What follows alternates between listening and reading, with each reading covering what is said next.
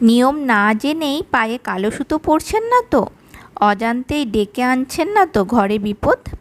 নমস্কার বন্ধুরা, আমি অনিন্দিতা। আমি আজকে আপনাদের জানাবো যে পায়ে কালো সুতো কী কারণে পড়ে, কীভাবে পায়ে কালো সুতো পরতে হয়, কারা কারা কালো সুতো পরতে পারে, পায়ে কারা কারা কালো সুতো পরলে বিপদ হতে পারে, আর তার সাথে সাথে জানাবো কালো সুতো পরার সঠিক নিয়ম, কী বার কালো সুতো পরা উচিত, আর এই ভাদ্র মাসে কালো সুতো পরার জন্য কী জন্য বেশি গুরুত্ব দেওয়া হয়। তো সমস্ত কিছু জানতে হলে ভিডিওটা স্কিপ না করে শেষ পর্যন্ত দেখতে হবে। আর আমার চ্যানেলটা যারা সাবস্ক্রাইব করেছেন তাদেরকে অসংখ্য ধন্যবাদ জানাই। আর এখনও যারা আমার চ্যানেলটা সাবস্ক্রাইব করেননি তারা নিচে থাকা সাবস্ক্রাইব বাটনটা অন করে দেবেন, আর পাশে থাকা বেল আইকনটা অল করে দেবেন। তাহলে আমি যখনই নতুন নতুন ভিডিও আপলোড করব আপনারা সাথে সাথে তার নোটিফিকেশান পেয়ে যাবেন। এই কালো সুতো পরার আগে দেখলেন তো আমি পায়ের মাপ নিয়ে নিলাম। পায়ের মাপটা নিয়ে যতটা মাপ হবে তার থেকে বেশি সুতো নিতে হবে, কারণ এর মধ্যে গিট বাঁধতে হবে। কটা গিট বাঁধবেন সেটাও বলে দেব, তো ভিডিওটা দেখতে থাকুন। অনেকেই পায়ের গোড়ালিতে বা হাতে কালো সুতো বেঁধে রাখেন। মনে করা হয় পায়ে কালো সুতো বাঁধলে রাহু কেতুর অশুভ নজর এড়ানো যায়, পাশাপাশি শনিদেবের শুভ নজরেও থাকা যায়। পায়ে যাদের কালো সুতো বাঁধা থাকে তাদের সব সংকট থেকে উদ্ধার করেন শনি মহারাজ নিজেই। কালো হলো শনির প্রিয় রং, তাই পায়ে কালো সুতো যারা বেঁধে রাখেন তাদের উপর তুষ্ট হন শনিদেব। শাস্ত্রে বলেছে শরীরের এক একটি অঙ্গে এক একজন দেবতার বাস, পায়ে বাস করেন শনিদেব।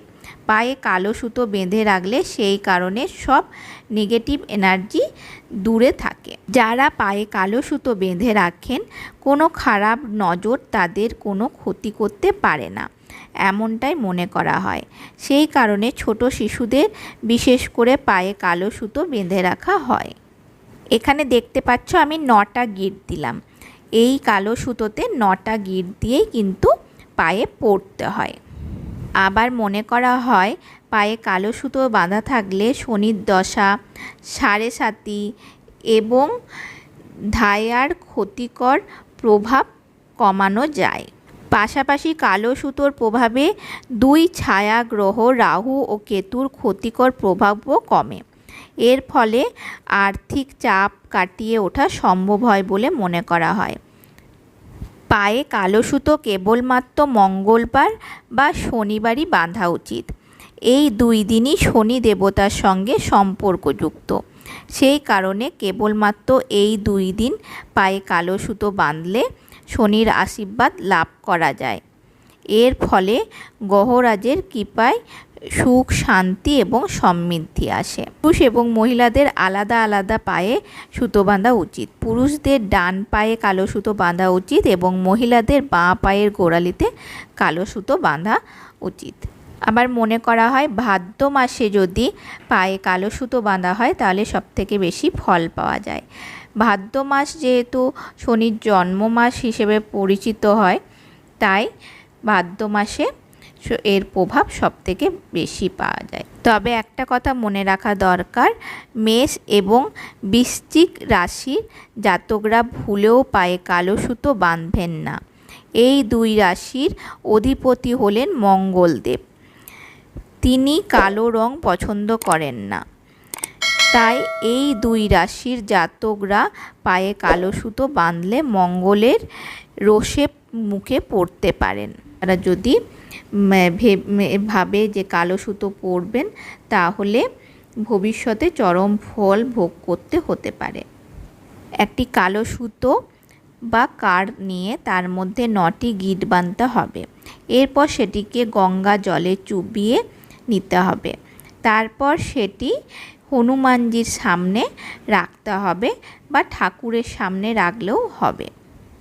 তারপর ঠাকুরের কাছ থেকে নিয়ে মঙ্গলবার কিংবা শনিবার সেটা পায়ের মধ্যে বেঁধে নিতে হবে, ঠিক আমি যেভাবে বাঁধলাম সেইভাবেই। জ্যোতিষ শাস্ত্র অনুসারে যে সমস্ত রাশিতে শনির অবস্থান শক্তিশালী বা শনিকে ওই রাশির অধিপতি বলে মনে করা হয়, সেই সমস্ত রাশির জাতক জাতিকারা কালো সুতো পরতে পারেন। আগেই বলেছি, বৃশ্চিক ও মেষ রাশির জাতক জাতিকাদের কালো সুতো পরা একেবারেই উচিত নয়। পায়ে কালো সুতো বাঁধার পর 21 বার যদি শনির বীজ মন্ত্র জপ করা হয় তাহলে বেশি উপকার পাবেন বলে মনে করা হয়। আমি যেভাবে কালো সুতো পরলাম ঠিক সেইভাবেই এই কারের মধ্যে 9টা গিঁট দিয়ে আমি আমার মেয়েদের পায়েও কালো সুতো পরিয়ে দিই। তো তোমরাও কে কে কালো সুতো পরো, পরে কিছু তার ফল পেয়েছো কিনা সেটা আমাকে কমেন্ট বক্সে অবশ্যই কমেন্ট করে জানিও। আর আমার ভিডিওটা যদি আজকে তোমাদের ভালো লেগে থাকে অবশ্যই লাইক আর শেয়ার করে দিও। আজকের মতো আমি এখানেই শেষ করলাম। পরের দিন হাজির হব নতুন আরেকটা ভিডিও নিয়ে। সকলে ভালো থেকো, সুস্থ থেকো।